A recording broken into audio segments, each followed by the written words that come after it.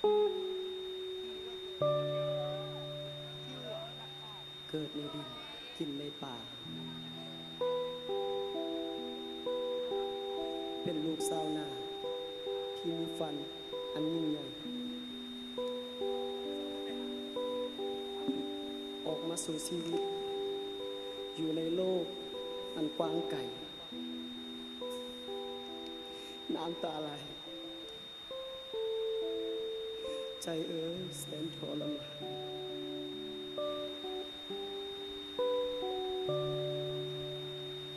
คืนนาทีที่ท้องฟ้าดาพระจันทร์มันเงียบเงาพระอาทิตย์มองเศร้าตัวเฮาต้องหลั่งน้ำตาดังฟ้ามาถล่มแผ่นดินไหวในใจ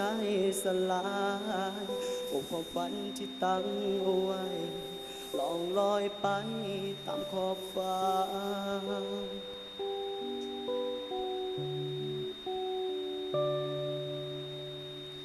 หนึ่งกำลัง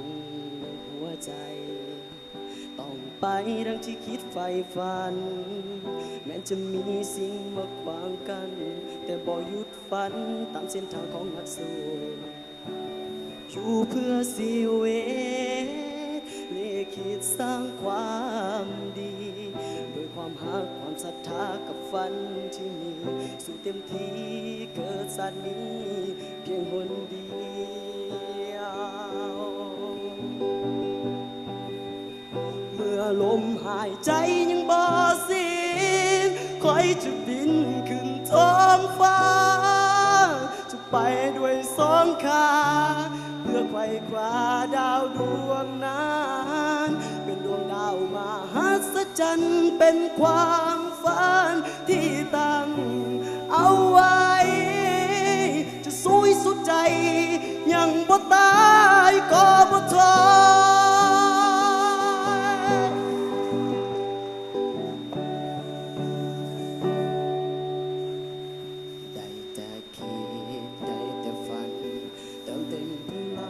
สู้ต่อไปยามที่มือบ่อ่อนไหวน้ำท้อใจบ่หยุดผ่านยังมีฟ้าให้สายฝนยังมีคนให้ความหาความฝันบ่ดนแล้วถ้าหากมีเจ้าเคียงข้างคือเส้นทางไขว่คว้าดาว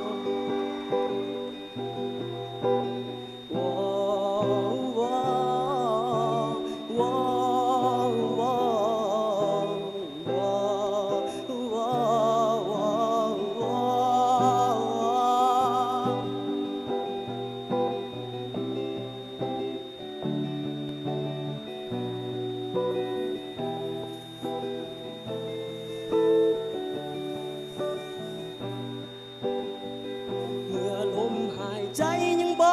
สิ้นคอยจะบินขึ้นท้องฟ้าจะไปด้วยสองขา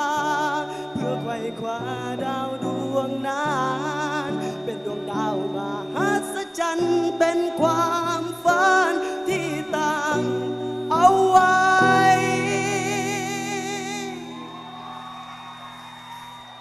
จะสู้สุดใจ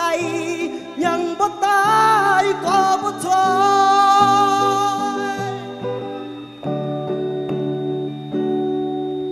ได้แต่คิดได้แต่ฝันเติมเต็มพลังให้สู้ต่อไปยามที่เมื่อยบ่อ่อนไหว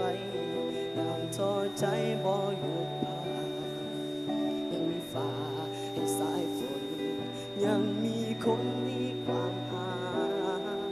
ความฝันบ่ดนแล้วถ้าหากมีเจ้าเคียงข้างคือเส้นทางไขว่คว้าดาว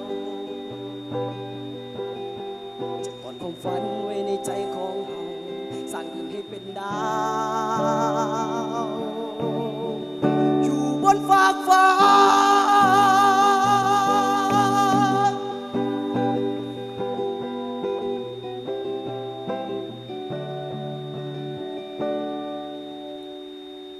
คอยเชื่อว่าทุกคนอยู่ในที่นี้ล้วนแล้วแต่มีความฝันเป็นของตนเองคอยเองก็มีความฝันเป็นของตนเองเช่นกันแต่ความฝันเหล่านั้นต้องผ่านพบกับอุปสรรคหลายอย่างกีดขวางแต่คอยเชื่อว่าคำว่าเปลี่ยนจะให้ทุกอย่างนั้นดีขึ้นนั่นก็คือเปลี่ยนคำด่าให้เป็นสติ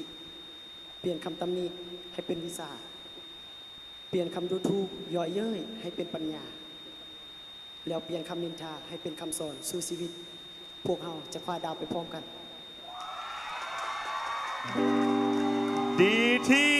32ชาววิไลพงษ์มานิลา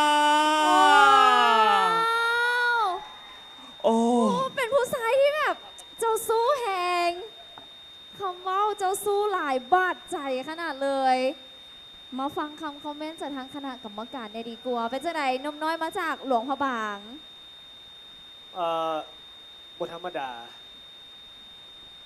ต้องบอกว่าเป็นคนที่แบบมีอินเนอร์มีอารมณ์ร่วมในการแสดงสามารถถ่ายทอดอารมณ์ผ่านความรู้สึกสีหน้าแต่ว่าแววตาบ่เห็นเพราะว่ารับตาตลอดเพลง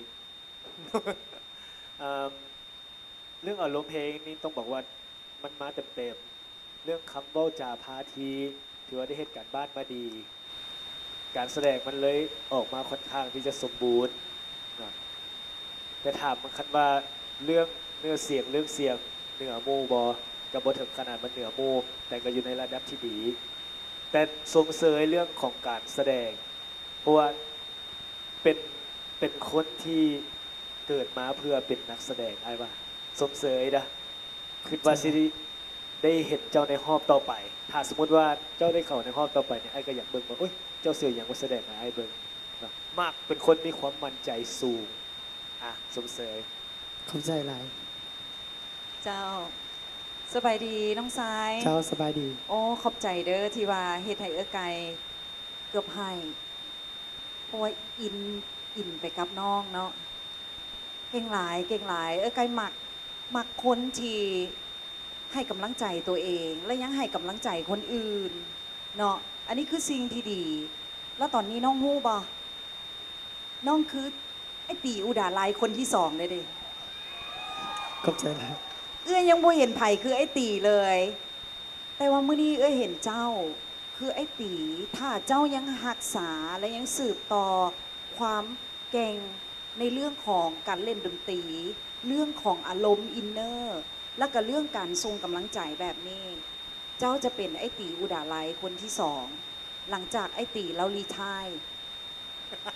เนาะ ดีท่ายนี่แปลว่าจังไงเอาให้มันคนบ่ได้ภาษาเข้าใจน้ำกันไหม บอกแต่ไกลเสือว่าไอ้ตีเราบริท่ายแน่นอน เพราะว่าคนที่เป็นดาวดวงเด่นเราจะอยู่ข้างฟ้าตลอดไป เพียงแต่น้องจะเป็นคนที่มาสร้างสีสันเป็นดาวดวงใหม่เนาะที่ว่าม